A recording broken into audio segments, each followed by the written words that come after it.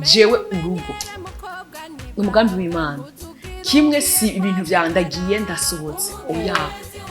genda witeguye uzi kugiye kuba umufasha two tuvuga ku bakobwa uzi kugiye kuba umufasha kandi uzofasha umuntu yarabikene kandi uzora umufasha akora byinshi kuruta apana ibintu byo kwigira ngo muje kwiremika les princesses ama princesse ngahonye inzara zigera hari abiyasa kuzici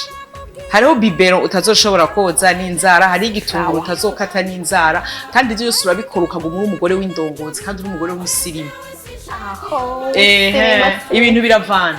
kujya hari impuzu ushobora kwambara bivanye none ni waba wibungeza uzoga umubanishije wambaye ceinture washize uzoregeza style tuzoyibona ko byakugoye mu mutwe kwemera kwibunza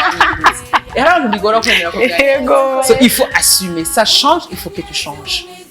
urikura il faut grandir mu vyiyumviro no mu mibereho yawe so nk'umukobwa rero menya yuko urugo ruraho ariko ndakubaza kugiye nk'umufasha utwaye iki Parce que je suis très très contre abakobwa bagenda bimvira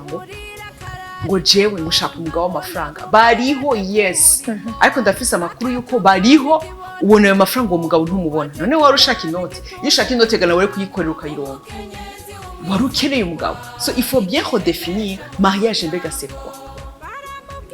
si société ugenda mu ngiye gucakira ngo ugiye guhita